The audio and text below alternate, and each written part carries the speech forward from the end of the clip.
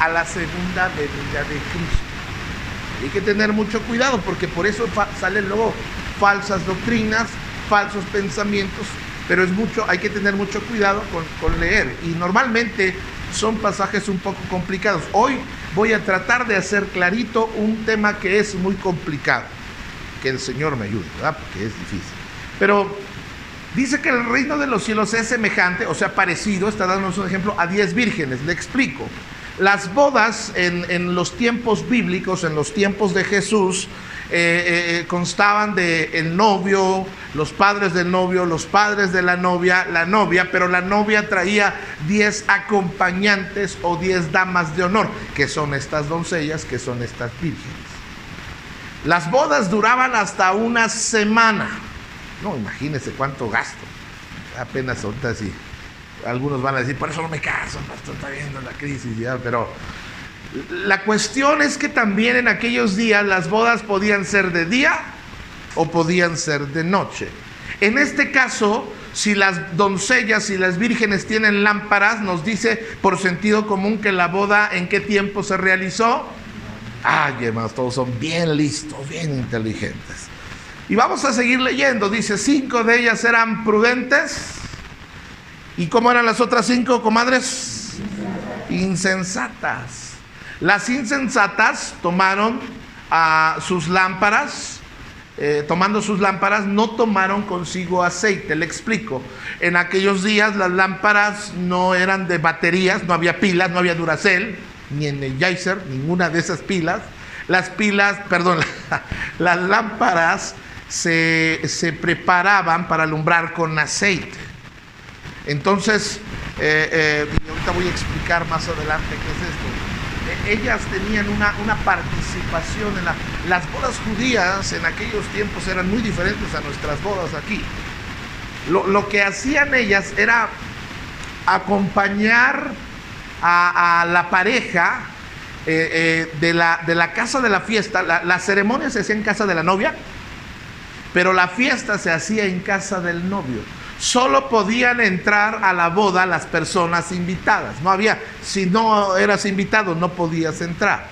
Entonces, la Biblia nos dice que estas mujeres, como iban a formar parte de la procesión, traían su vestido de vírgenes, traían su vestido de damas de compañía de la novia, y el trabajo de ellas, según la tradición, era acompañar la procesión de los novios. Iban delante de ellos alumbrando el camino con sus lámparas. Ahora, ellas tenían que esperar el momento en el que se escuchara que ahí venía el esposo para que ellas salieran a alumbrar con sus lámparas. Entonces nos dice, por eso nos dice que nos hace alusión a la lámpara y al aceite. Versículo número 4.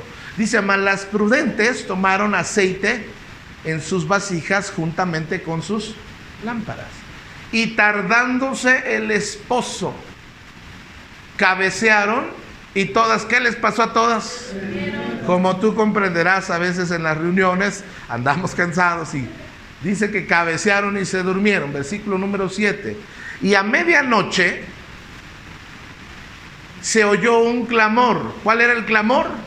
Aquí viene el esposo, salid a recibirle. Ya se levantan, se arreglan, se alistan y salen al encuentro. Dice, entonces aquellas vírgenes se levantaron y arreglaron sus lámparas, y las insensatas les dijeron a las prudentes, dadnos de vuestro aceite, porque nuestras lámparas...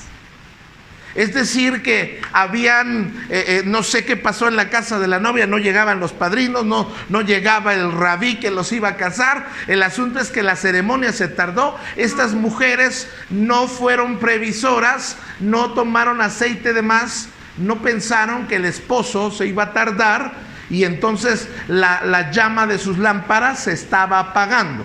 Cuando esto sucede, les dicen a las vecinas, a las prudentes, oigan, ustedes traen aceite de más, dennos a nosotras aceites para prender o hacer arder nuestras lámparas. Pero dice, mas las prudentes les respondieron, para que no nos falte a nosotras y a vosotras, id más bien a los que venden y comprad para vosotras mismas. Ahora, pareciera que, ay, qué envidiosas, ¿qué les costaba? No, porque ellas tenían un compromiso. ¿verdad? Versículo número 10. Pero mientras ellas iban a comprar, vino el esposo y las que estaban preparadas entraron con él a las bodas. ¿Y qué pasó? Se cerró la puerta.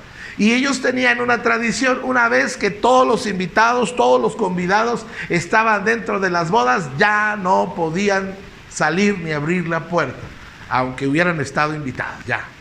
Dice: después vinieron también las otras vírgenes diciendo: Señor, Señor, ábrenos. Mas él respondiendo dijo: de cierto os digo que no os conozco. Y luego nos hace una recomendación: velad pues, porque no sabéis el día ni la hora que el Hijo del Hombre ha de venir. El Hijo del Hombre es Jesús. Otra vez, no sabemos cuándo va a venir, nadie sabe la hora. Aquel que te diga: no, yo sé que el 8 de marzo del 2025, no, te está mintiendo. Nadie sabe cuándo viene, ni la hora, ni el tiempo, ni el mes, nadie sabe. Sin embargo, acuérdate, cuando el Hijo del Hombre venga, hallará fe en la tierra. Entonces, la historia que acabamos de leer es una historia muy interesante. Es una historia de la cual podemos aprender. Justo antes del capítulo 25 está el capítulo 24, al que no le gusta leer a la gente, o si lo leemos de pasadita y rápido para no espantarnos, porque el capítulo 24 de San Mateo nos habla de las señales del fin, de cómo se va a acabar el mundo, y la gente no, mejor ni lo leemos, ¿verdad? Yo también nomás me lo paso corriendo rápido y ya. Pero Mateo 24 está hablando de las señales del fin, y Mateo 25 está hablando de cómo prepararnos para cuando el Señor venga otra vez. Ahora, nos habla de las 10 vírgenes. Nos dice muy claramente que eran 10 vírgenes, eran damas de compañía. Esta es una boda al estilo judío. Y nos dice que 5 eran prudentes. ¿5 eran cómo?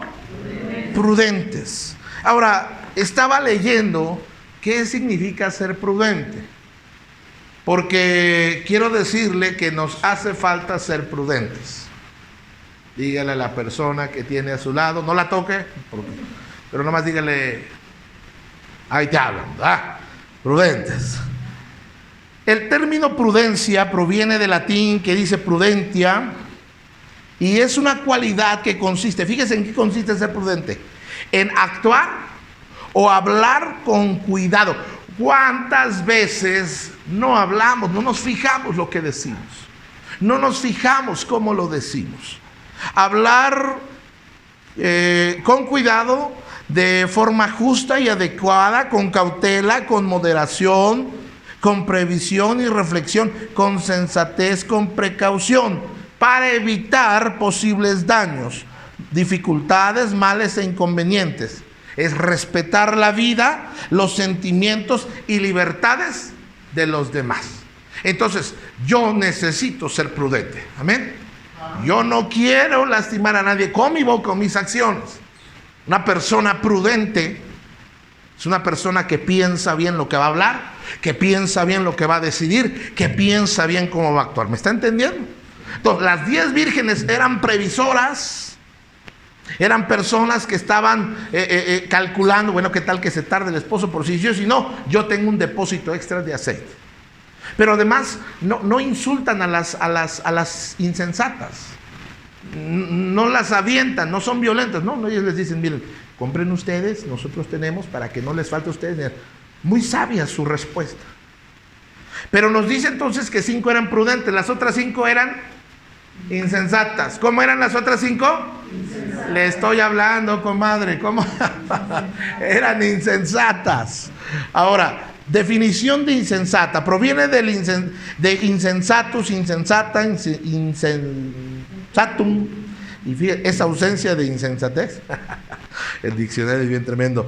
Dice: ausencia de buen juicio o de sabiduría, sin madurez. ¿Ha conocido a alguien inmaduro? ¿Alguien, un hombre o una mujer inmadura? ¿Sí? Reflexión, sin madurez, sin reflexión, sin cordura, de modo que realiza acciones que son irracionales o lógicas, en ocasiones incluso poniendo en riesgo su vida o las de otras personas. O sea, no piensa lo que hace, lo que dice, lo que va a hacer, simplemente reacciona. ¿Me está escuchando? Esos son los insensatos. Yo le pregunto en esta tarde, o mañana todavía, ¿es insensato? ¿Es insensata o es prudente? Algunos. Ya con esto lo dijo todo.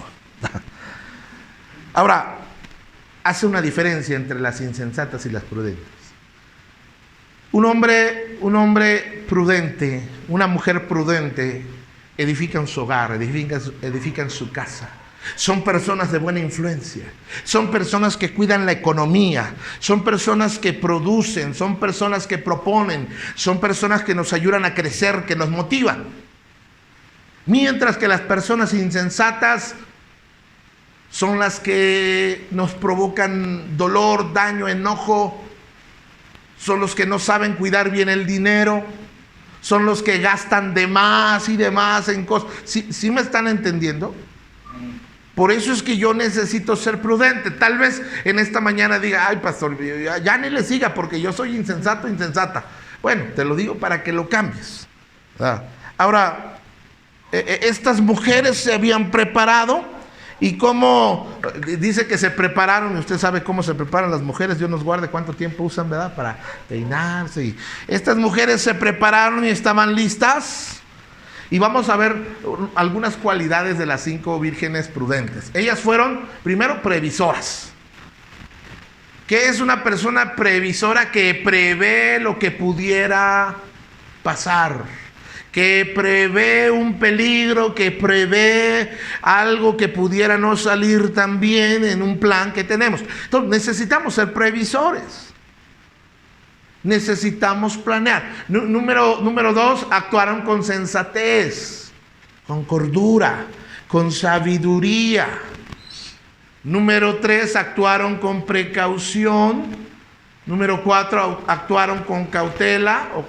Y número 5, con moderación. Ahora, estas son, en esencia, son las 5 vírgenes prudentes, que no solo llevaban su lámpara encendida, sino que también llevaban un depósito extra de aceite, porque pensaron, a lo mejor se tarda el novio, pues para que no se nos acabe, y ellas se prepararon. Por si tardaba la ceremonia más de lo normal. Ahora, es importante, ¿qué nos quiso decir Jesús con esto de las 10 vírgenes insensatas y las 10 vírgenes, 5 insensatas y 5 prudentes? Número 1, nomás vamos a ver 3 lecciones. Número 1, primero nos enseña que cada persona es responsable de su vida espiritual.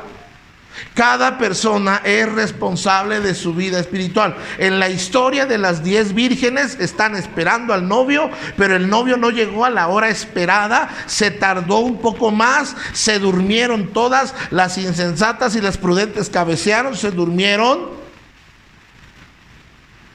Y a propósito, dice que cuando el novio iba a llegar, se escuchó, ¡ahí viene el esposo!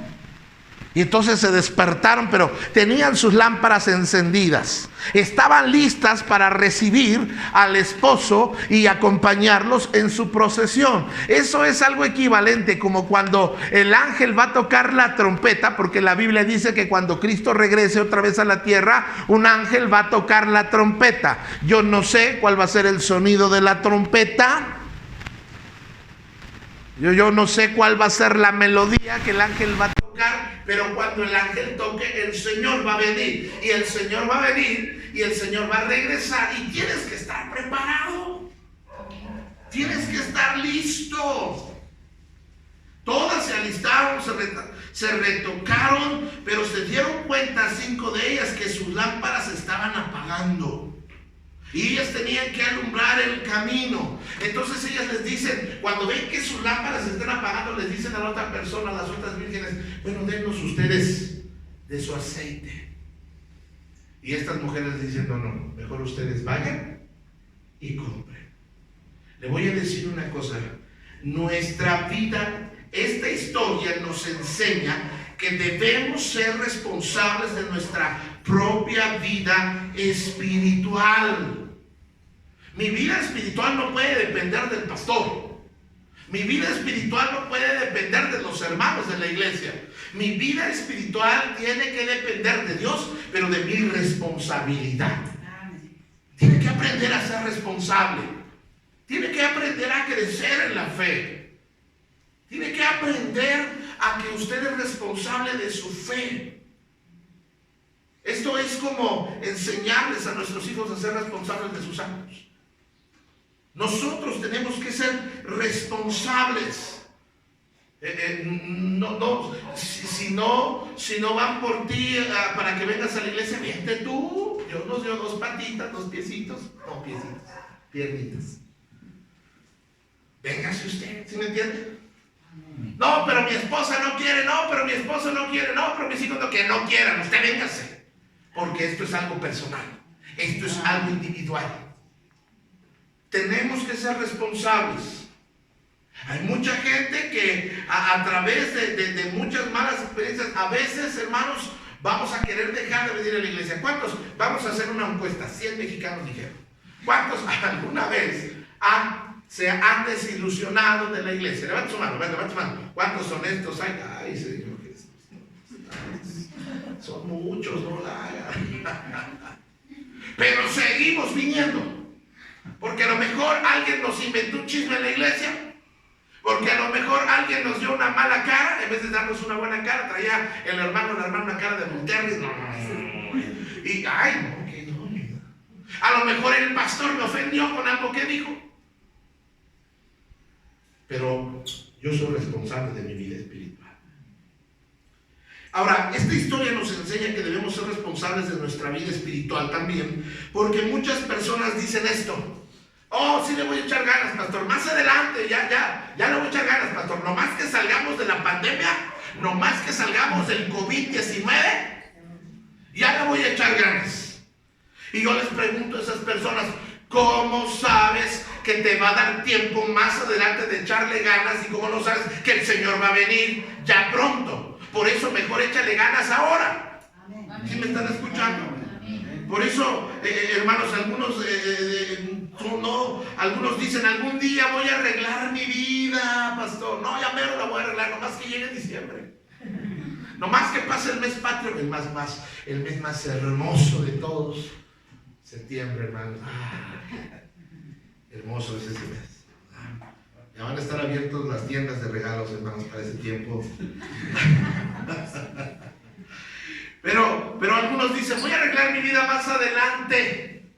Oye, llevas 20, 30, 40 y más tratando de arreglar tu vida y te traes eso con que no, ya el mes que viene, ya no más que pasen 2 semanas, 3 semanas, no, ya voy a arreglar mi vida. No, ¿cómo sabes que te va a dar tiempo de arreglar tu vida? Mejor empieza a arreglar tu vida. ¿Cuándo? Hoy, decía Fox, hoy, no mañana, hoy. Porque ¿cómo sabemos que nos va a dar tiempo? Muchos dicen: no, pastor, yo ya voy a servirle al Señor. No, de veras, mire, por esta que sí. Yo ya voy a servir al Señor, ya nomás que pase esto. Y yo, ¿por qué no comienzas a servir al Señor hoy? Porque ¿cómo sabes que te va a dar tiempo? ¿Sí me está entendiendo, hermanos? Sí. Entonces la historia de las 10 vírgenes nos enseña que debemos ser responsables de nuestra propia vida espiritual. ¿Sabes que tú eres responsable de educar a tus hijos? Aquí en la iglesia no los vamos a educar. En la escuela no los van a educar. La educación es de la casa. Pues ay, los mando para que los eduquen. ¡No! Dios le dio un padre, le dio madre, y aunque parece que no, pero sí, hermanos, nos dio a todos una familia. Entonces, nosotros somos responsables de la vida de nuestros hijos. ¿Me están entendiendo? Nosotros somos responsables de lo que hacen. Nosotros somos responsables de heredarles la fe, de heredarles principios. Nosotros. Nosotros somos responsables de nuestra vida emocional, sentimental. Somos responsables, amén. Yo tengo que ser responsable. Yo no puedo poner mis emociones, mis sentimientos en otra persona es decir, que lo voy a hacer responsable o la voy a hacer responsable. Yo tengo que ser responsable. ¿Sí me están entendiendo, hermanos? Mi fe, mi vida espiritual depende de mi responsabilidad. Eso es lo que nos enseña esta primera parábola, esta primera historia que Jesús está contando. Pero no termina ahí la historia, porque ¿cuántas historias les dije que estaba contando Jesús en Mateo 25? 3. Ya contó la historia, la parábola de las 10 vírgenes, que 5 eran prudentes y 5 eran sensatas.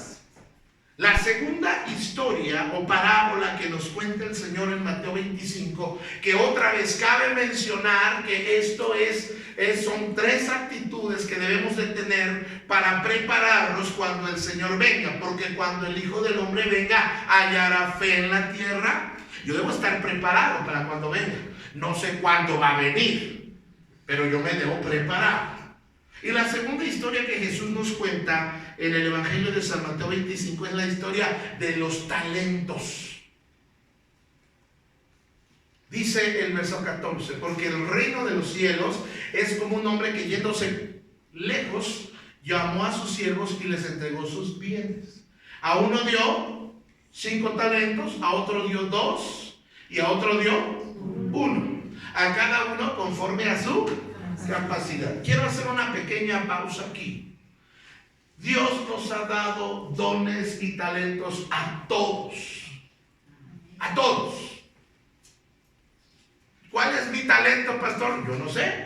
Dios lo sabe. Hay que orar. Y algunos nomás del talento dicen, no, pues yo me quedé con lo lento nada más. No. Pero ¿cuál es nuestro talento? Hay que desenterrarlo, hay que buscarlo, hay que decir, Señor. Pero nos dice que a cada uno de nosotros nos dio conforme a nuestra capacidad. Primero quiero decirte que en Dios, en el Señor, somos capaces de lograr todo. Que no dejes que alguien te diga que tú no eres capaz, que tú no lo vas a lograr, que tú eres un bueno para nada, porque mi Dios nos dio capacidad. De hecho, Filipenses dice, todo lo puedo en Cristo que me fortalece. Entonces, ya quites ese complejo de que es que yo no puedo, es que yo no soy, es que yo no soy capaz, porque si eres capaz. Dios a todos nos dio algo de acuerdo a nuestra capacidad. Ahora es claro, algunos tendrán más capacidad, algunos menos, pero Dios nos dio capacidad a todos. Amén. Dice el versículo 19. Después de mucho tiempo vino el Señor, acuérdense, se fue lejos. Y después de mucho tiempo vino el Señor a aquellos siervos y arregló ¿qué? Y arregló cuentas con ellos. Esta es una parte, yo no sé de usted, pero sí preocupa. Cuando yo tendría 7, 8 años, no hace mucho tiempo, que iba en la primaria, mi mamá tenía la costumbre, ya la voy a exhibir, pero tenía la costumbre de revisarme los cuadernos cuando llegaba para ver si había concluido, terminado las placas. Y yo no sé qué me pasaba a mí, hermanos, en esos tiempos. Yo era un niño especial o espacial, no sé qué, pero yo no tenía idea que se iba a la escuela. Yo me encantaba jugar, siempre he sido muy platicador.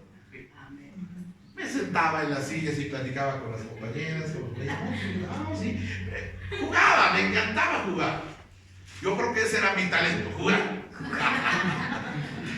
Y entonces, pues no me apuraba con las planas de la escuela. La pregunta de mi mamá al salir, usted sabe que siempre afuera de las primarias venden chucherías, o antes vendían, no sé si ahora. Pero vendían que muñequitos de esos luchadores del santo que se paraban así nada más, chicharroncitos y bueno, cuántas cosas vendían ahí. Y yo le decía a mi mamá, ¿me compras?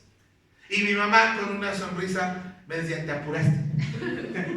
Y al fin que no quería nada. Pero llegando a la casa, me revisaba los cuadros y tenía una cara, hermanos, en esos tiempos de... No, hermanos, yo empezaba a sudar, yo empezaba, Señor, ayúdame. Si hubiera tenido el teléfono del DIF hubiera hablado, pero no había antes eso. Y como no me apuraba, pues me tocaba, en ese tiempo no había vara, era manguera, la manguera de lavadora. Ay, que hasta como que aprende uno a bailar los pasos de reggaetón ahí, y era tremendo, ¿verdad? Y siempre que, para mí, todo el día en la escuela era maravilloso, pero empezaba a nublarse mi panorama cuando íbamos a salir. Porque yo sabía que mi mamá iba a pedirme cuentas de lo que hice en la escuela. Y de esa misma manera, el Señor nos va a pedir cuentas a todos los que estamos aquí. ¿Qué hiciste con lo que yo te entregué? ¿Qué hiciste con tus hijos? ¿Qué hiciste con los bienes que te he dado? ¿Qué hiciste con la pareja que te he dado? ¿Qué hiciste con los bienes que te he dejado? ¿Qué hiciste con la inteligencia, los dones y la capacidad que te he dado? ¿Los has utilizado para bien? Ven, vamos a hacer cuentas. ¿Cómo te sentirías si esta mañana el Señor dijera: Amador, sí, tú estás nominado. Vamos a arreglar cuentas. ¿Qué sentirías si en esta mañana el Señor dijera: Pablito, sí, chiquitín, vamos a arreglar cuentas? Yo no sé de usted, hermanos. Yo no sé de usted, pero hay cosas que yo debo. Amén, ¿no? Hay cosas que debemos, ¿no? Hay cosas que... ¿Cuántos sí quisieran ir a hacer cuentas con el Señor ahorita? A ver, levanta su mano. Estamos en problemas. Pero esa es una realidad. Él va a arreglar cuentas, ¿eh? Ahí va. Versículo número 24. Pero llegando también el que había recibido un talento, dijo: Señor, te conocía que eres hombre duro, que sigas donde no sembraste y recoges donde no esparciste, por lo cual tuve miedo y escondí tu talento. La historia es que el que recibió 5 fue y negoció y usó esos talentos y los multiplicó. Le dijo: mira, tú me diste 5 y te entrego otros 5. Al que le dio 2, tú me diste 2, Señor, y yo te doy otros 2. Cuando estos actuaron bien con lo que Dios les dio, las palabras del Señor fueron: bien, buen siervo y fiel. Te voy a dar más, te voy a bendecir más. Pero llega el último, y el último, en vez de haberse puesto a trabajar, de haberse aplicado en la vida con lo que Dios le dio, fue y lo escondió, lo ocultó, lo metió, porque dijo: no lo quiero perder, no quiero perder lo que Dios me ha dado. Y este fue y lo enterró. Y no está perdiendo el Señor, pero no está produciendo. Porque quiero decirle que lo que Dios nos ha dado, Dios quiere que lo multipliquemos. Si nos ha dado amor, multipliquemos ese amor. Si nos ha dado recursos materiales, multipliquémoslo. Porque el Dios en el cual nosotros creemos es un Dios de multiplicación. Amén. Y este hombre dice: mira, Señor, yo tuve miedo y mira, no te entrego perder, pero aquí está lo que tuve. Respondiendo su Señor le dijo: siervo malo y negligente, ¿sabías que ciego donde no sembré y que recojo donde no esparcí? Por tanto, debías haber dado mi dinero a los banqueros y al venir yo hubiera recibido lo que es mío con intereses. Quiero que veas la mentalidad de nuestro Dios. Nuestro Dios no es un Dios de pérdida. Nuestro Dios es un Dios que quiere que tú y yo produzcamos algo bueno en esta vida. ¿Me está entendiendo? Así que usted dice: bueno, pues yo no estoy haciendo nada malo. Dios dice: sí, pero no estoy contento nada más con que no hagas nada malo. Quiero que hagas algo bueno. Quiero que produzcas en esta vida. Quiero que seas una persona productiva. Dios ama a las personas productivas. Dios quiere que seamos productivos. Por eso las personas pasivas que sí, que no, que pues, no, Dios dice. Y fíjense cuál es la actitud del Señor. Quítenle pues el talento y dénselo al que tiene ¿cuántas? 10. Yo te pregunto, ¿quieres que el Señor te quite o quieres que el Señor te dé? Yo quiero que el Señor me dé. ¿Cuántos quieren que el Señor les dé? Y no estoy hablando que les dé disciplina, sino que les dé bendición, que les dé multiplicación. Bueno, el asunto es que para que Dios nos dé bendición y nos dé multiplicación, yo tengo que producir. Porque Dios da y Dios quita. Y cuando Dios nos quita es porque no estamos haciendo algo bueno con lo que Él nos ha dado. Tenemos que aprender a producir. Por eso dice, porque al que tiene, le será dado y tendrá más. Y al que no tiene, aún lo que no tiene, le será quitado. Porque no tiene, no porque Dios no le haya dado. No tiene porque no se ha activado. No tiene porque no ha trabajado. No tiene porque no ha producido. No tiene porque no le ha echado ganas. Por eso no tiene. Porque Dios a todos nos da. Dice, y al siervo inútil, me estás oyendo casi, ¿verdad? Echarle en las tinieblas de afuera y ahí será el lloro y el crujir de dientes. No está hablando del infierno. Porque otra vez, cuando no aplicamos bien, correctamente la hermenéutica, la interpretación de las escrituras, vamos a enseñar algo que no es. Pero eso está hablando que vamos a estar en una vida depresiva, en una vida de lamento, en una vida sin bendición, una vida con oscuridad. Yo no quiero vivir ahí. Por eso, la parábola de los talentos, la segunda lección, la parábola de los talentos manifiesta la necesidad de usar bien y dar fruto para con Dios, con lo que Él nos ha confiado. Eso es lo que nos está enseñando. Otra vez, cuando el Hijo del Hombre venga y hará fe en la tierra, Dios dice, hay que estar preparados.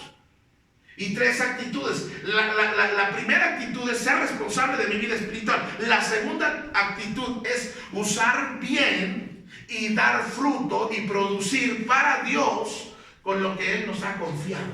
Él nos ha confiado cosas maravillosas, cosas sagradas, cosas especiales.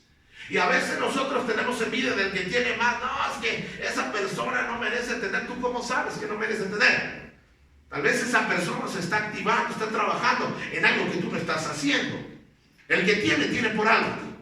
Y quitémonos esa idea de la envidia. Sí, seguro de estar con el narco, con el crimen organizado. No. Es que se está activando, es que está buscando del Señor, es que se está arrimando a Dios, es que está teniendo fe. Y todo eso Dios lo bendice y da más. Amén. ¿Sí me están entendiendo? Amén. Pero Jesús va a contar una última historia en Mateo 25, porque les dije que Jesús estaba contando ¿cuántas historias? 3. Comenzó con la historia de las vírgenes, que 5 eran prudentes y 5 eran insensatas. Y luego está contando la historia de los talentos, donde los 2 produjeron más, donde 2 se aplicaron, donde 2 empezaron a invertir y a multiplicar lo que Dios les había dado. Y 1 lo enterró, 1 no lo ocupó, 1 no dio. Y la última historia, la última parábola que nos va a contar el Señor en Mateo 25 a manera de prepararnos para su segunda venida, es la parábola de las ovejas y los cabritos. ¿Los qué, hermanos? Cabritos, amén. No es igual. Las ovejas y los cabritos no son iguales, ¿verdad? Y vamos a ver ahí que los rebaños, todos los rebaños en Israel en aquellos tiempos pastoreaban o se metían en el redil los cabritos y las ovejas. Pero había un momento, un tiempo de esquila, un tiempo donde el pastor tomaba la oveja y esquilaba, es decir, le quitaba la lana a la oveja. Y para poder hacer eso, necesitaba apartar a los cabritos y separar a las ovejas. Porque no se puede quitar la lana, esquilar a las ovejas si están los cabritos ahí, porque estorban. Mateo 25, verso 31. Casi estamos terminando. La introducción. No, ya vamos a terminar. Dice, cuando el Hijo del Hombre venga, otra vez, se están dando cuenta cómo estas tres historias tienen que ver con su segunda venida. Cuando el Hijo del Hombre venga en su gloria y todos los santos ángeles con él se sentará en su trono de gloria. Y serán reunidas delante de él todas las naciones, incluyendo México. Ahí está. Y apartará. ¿Qué va a hacer el Señor cuando reúna a todos? Los unos de los otros. Ahora, no los va a apartar por raza, porque gloria a Dios, nuestro Dios no es racista. Él quiere a los amarillitos, a los güeritos, quiere mucho más a los morenitos. No sé, quiere por igual a todos. Pero dice que de todas las naciones Él va a separar. Dice, como aparta el pastor a las ovejas y a los cabritos. Y pondrá las ovejas a su derecha y a los cabritos, ¿a dónde los va a poner? A su izquierda. Yo quiero preguntarte en esta mañana, ¿eres oveja o eres cabrito? ¿Qué es? Y algunos se están tocando a ver si traen cuernos. Entonces el rey dirá a los de su derecha, es decir, a las ovejas. Fíjense qué palabras tan hermosas le va a decir el Señor a sus ovejas. Venid benditos, benditos de mi Padre, heredad el reino preparado para vosotros desde la fundación del mundo. Ahora eso le dice a las ovejas, benditos, vengan. Este lugar, el cielo, está preparado para ustedes. Pero les dice en el versículo 41, luego se refiere a los cabritos. Y les dice entonces también a los de la izquierda. ¿Qué les va a decir? Apartados de mí, malditos. Eso es una palabra muy fuerte y más viniendo del Señor. Porque, amados, hay gente bendita y hay gente que no tiene bendición. Ahora, en cierta manera todos somos bendecidos, pero la mayor bendición que el ser humano puede recibir en vida es encontrarse con Jesús. El día de ayer, por cierto, en casa de nuestra hermana Luzma, estábamos ahí reunidos, incluyendo David, nos encontramos con el Señor Jesús en una oración y le dejamos sentarnos. Pues ya nosotros no somos cabritos, nosotros somos ovejas. Ay, Señor, ya la libramos, ¿verdad? Bendito sea el Señor. Pero fíjense cómo dice, apartados de mí, malditos, ¿a dónde? Al fuego eterno. Cuando está hablando del fuego eterno, está hablando del infierno.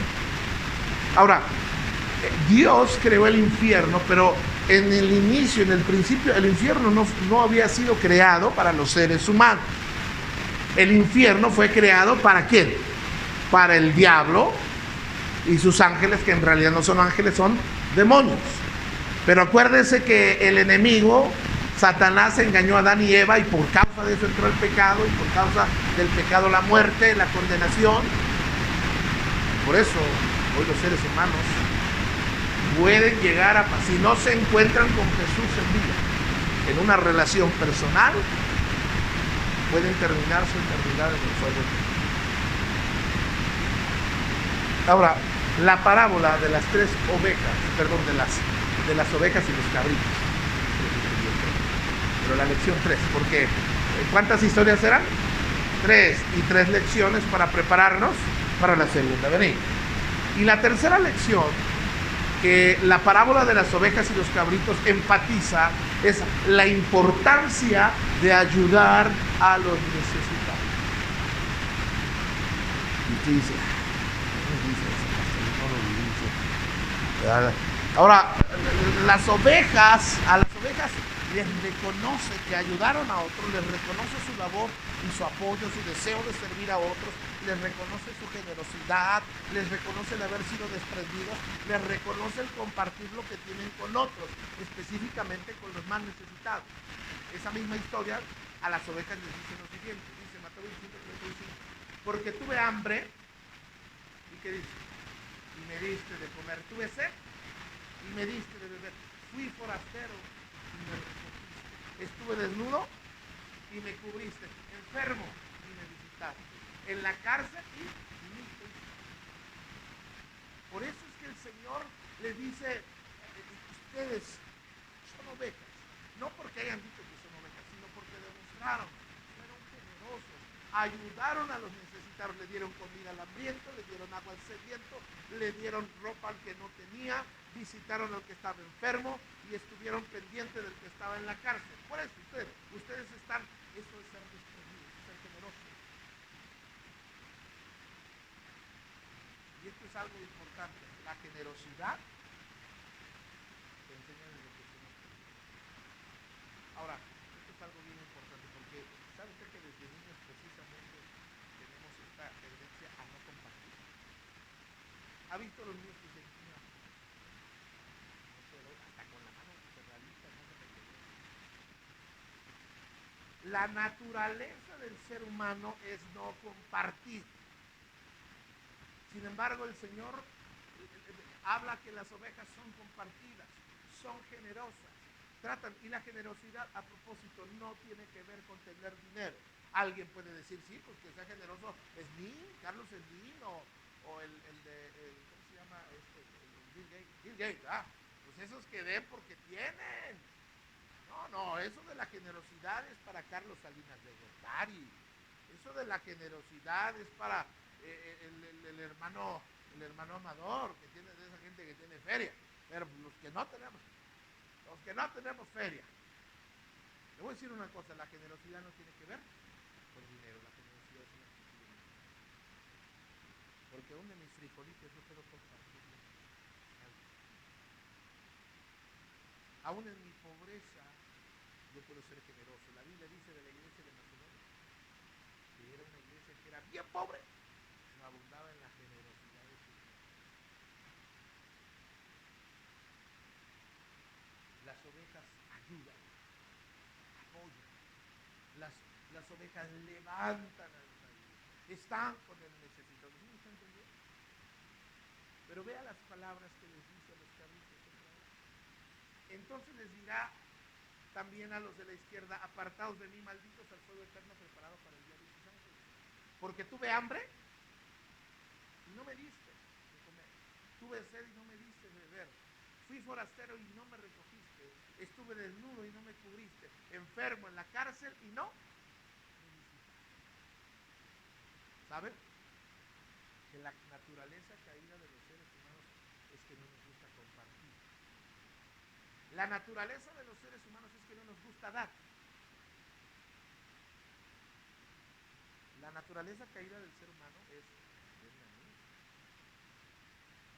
Por eso, algunos todavía no han aprendido este concepto de la ofrenda, que nosotros le damos a Dios un poco de lo mucho que nos da. ¿Cómo se ve ahí? Antes se me tocó la que... Pero como este está comiendo y este está comiendo, este está, y el otro pobrecito está que se le antoja y más no. Mi dinero, mis bienes. Es un problema entre las parejas, ¿verdad? Porque no, este es mi dinero, es mi casa.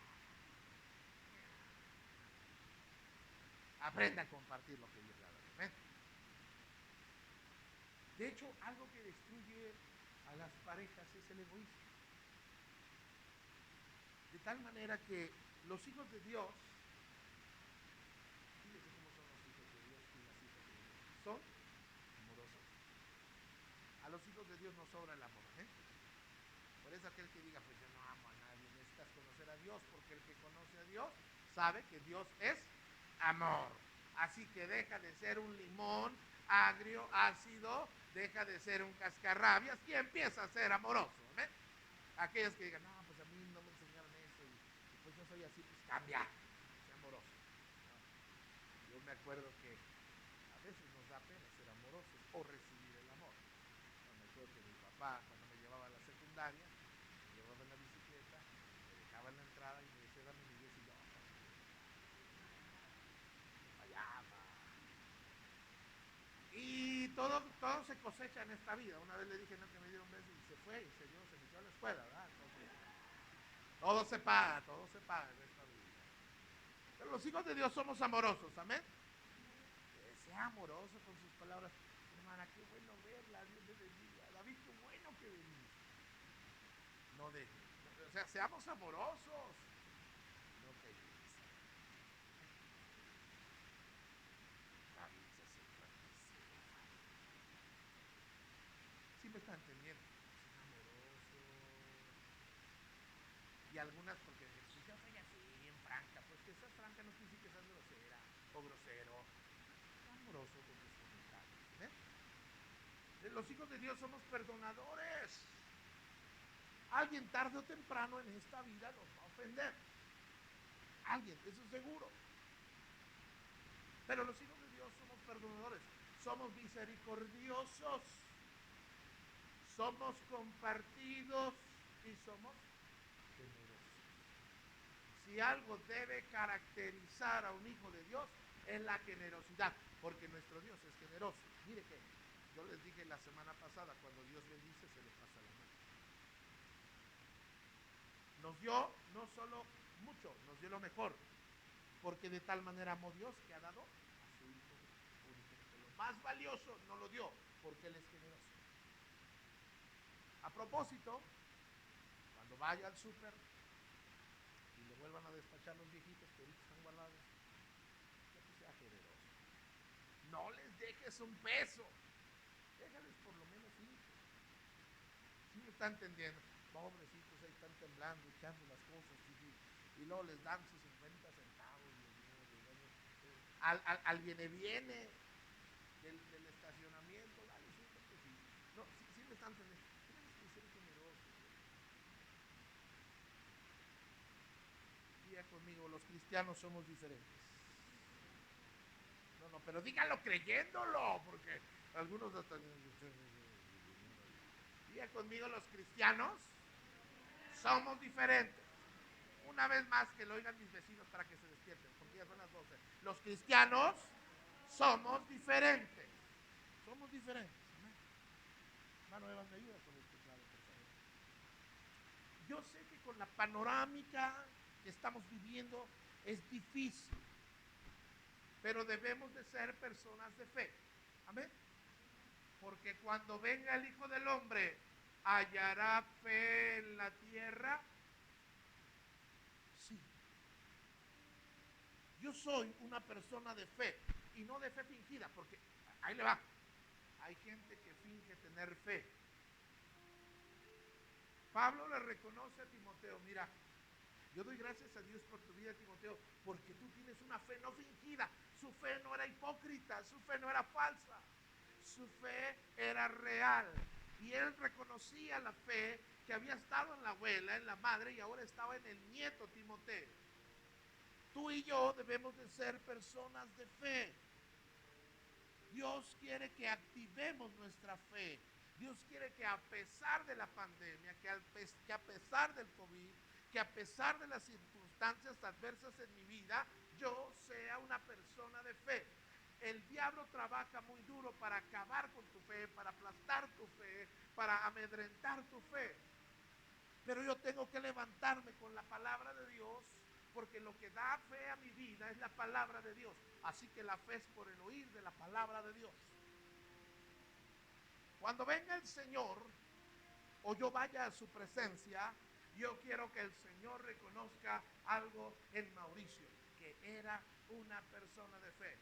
Tenía defectos, tenía errores, tenía fallas, era muy simpático, era muy bujado, pero tenía fe. El Señor quiere que estemos preparados para su segunda venida, que seamos vigilantes, alertas, que pongamos aceite en nuestras lámparas, que hagamos arder nuestras lámparas espirituales, que no nos descuidemos espiritualmente hablando. Por eso es importante que no dejes de congregarte. Digo, actualmente por la situación, yo les digo, no dejando de conectarse. ¿Sabes que aún así podemos ser fieles a través del Facebook? Los que no están viniendo pueden ser fieles conectándose. El problema es que ni ahí son fieles. Y no te pares del sillón, te estoy hablando a ti. La parábola de las 10 vírgenes nos enseña que debemos de ser responsables de nuestra vida espiritual. La parábola de los talentos me enseña que Dios me va a pedir cuentas de lo que Él me ha dado, qué estoy haciendo con lo que Dios me ha dado. Y habrá bendición, según la parábola de las ovejas y los cabritos, habrá bendición si yo aprendo a compartir y apoyar y bendecir a los más necesitados. Cuando venga el Hijo del Hombre, hallará fe. Estas son 3 actitudes que tenemos que tener para estar preparados para su segunda venida. Quiero invitarle a que cierre un momento sus ojos. Ya terminamos, ya acabé, ya voy a apagar la tablet, ya la apagué.